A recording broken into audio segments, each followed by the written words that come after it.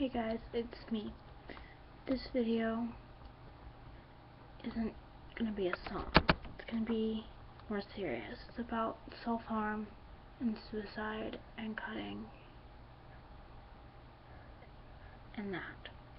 If you don't want to watch, fine, because it's going to be a depressing video. But I suggest you do, especially if you're dealing with some of this crap that I've gone through.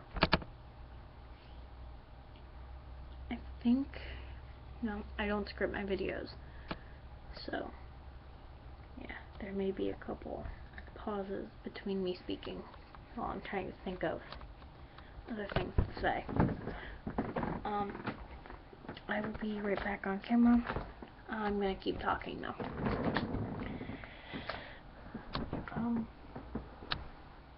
I think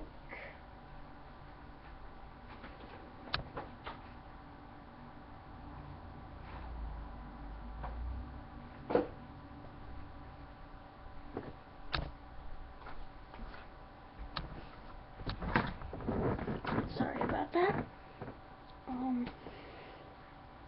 I think I'm going to start with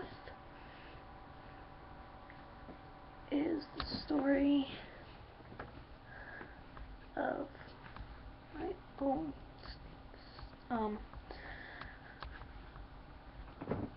suicide attempt and how I got started cutting and all of that. My family is always fighting. My home life is not fun. And one night my grandpa, my mom and I got into this huge fight. He threatened to kick my mom out of our home. So I ran up to my bedroom. I started crying, and I'd already been depressed for as long as I could remember. So, and I accidentally dropped this little guy, my bedside table lamp, and the light bulb shattered. And I kind of thought, you know what, screw it, I'm doing this. Picked up a piece of the broken glass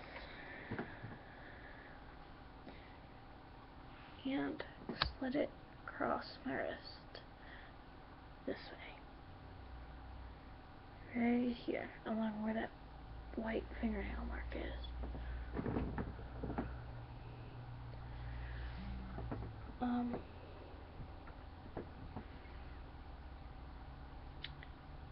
It got really, really bad after a while. I felt like everyone could see it, and everyone was looking at me like I was a freak.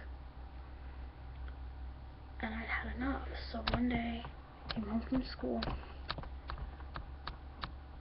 locked myself in my bedroom, made this cut right down my vein. If you can see the scar, I don't know if you can, but, and then went into the bathroom, ran a bath, took my paring knife and my razor with me, planned on carving perfect down my vein.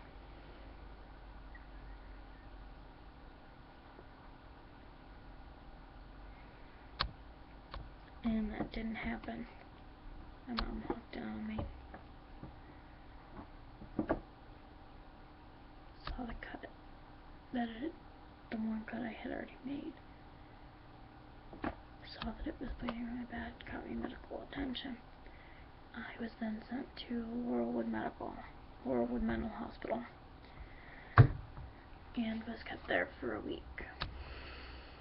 Yes, I made a lot of good friends there, but it's not a place you want to be. No mental hospital is. I mean, I wouldn't know. I've only been to the one, but I never want to have to go back. They got me on depression medication, and I've been better. Still depressed. Still have had some thoughts of cutting, but I haven't. And you know, I always look back on that day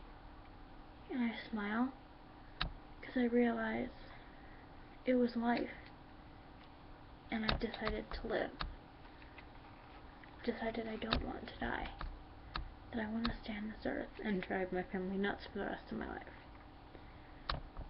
But self-harm, I want to switch over to that topic now. Enough on me.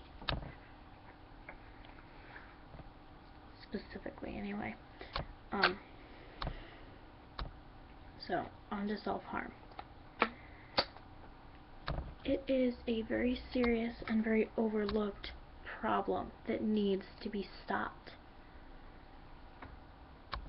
Everyone says, oh, you cut your emo, or, oh, it's just a phase, you'll get over it. Like, here, I have, for those of you that don't understand how catastrophic depression can be, I have some quotes on my phone that may help you understand. I just gotta find them, so give me just a minute.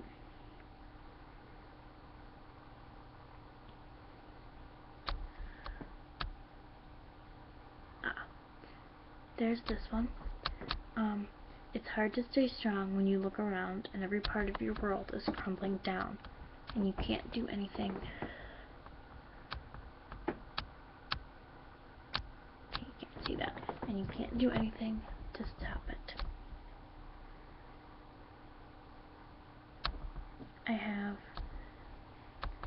I can see you're sad, even when you smile.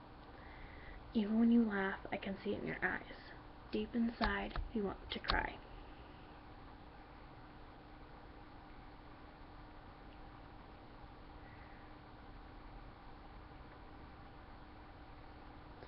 I push people away when all I really want is someone to hug me and tell me it's okay.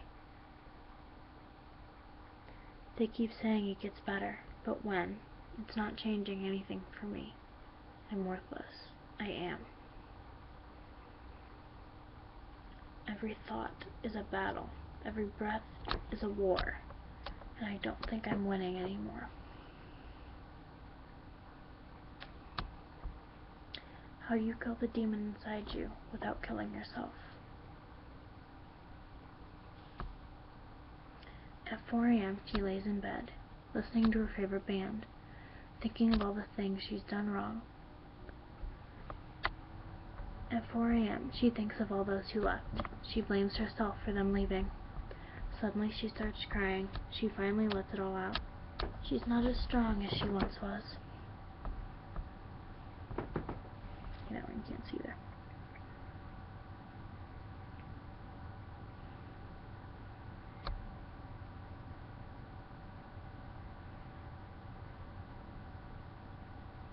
I'm not sure if I have any more, but let me look and see.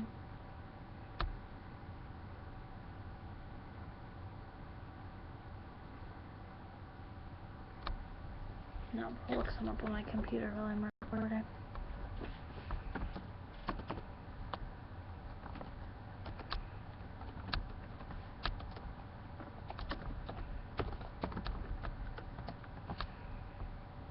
Okay, let's see what I found.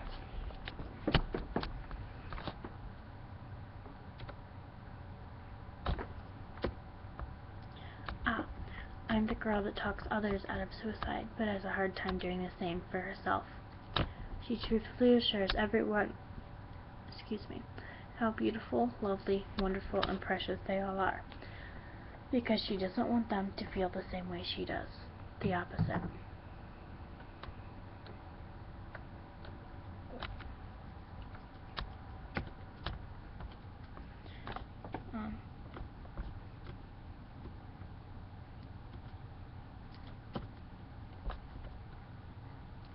I tell people I'm tired, but in fact, I'm depressed.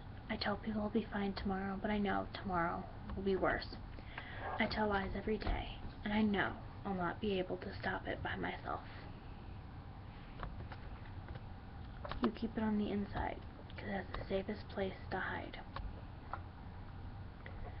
You don't know what I've been through, the childhood I've had, how much I hate myself, what I do to myself when I'm alone, how much I just want to give up, how much my heart wants, how much my heart hurts, how much I cry. You don't know me at all.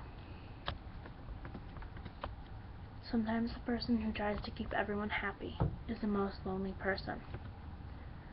Depression is like a war. You either win or die trying.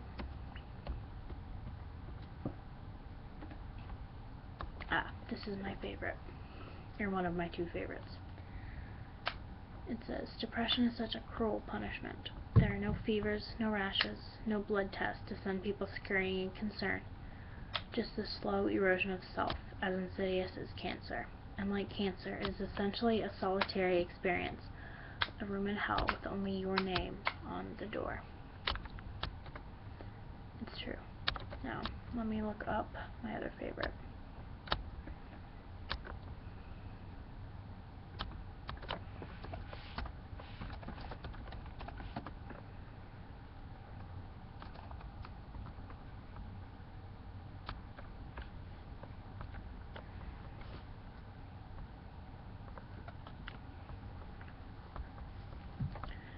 It's called the She Paints a Pretty Picture poem.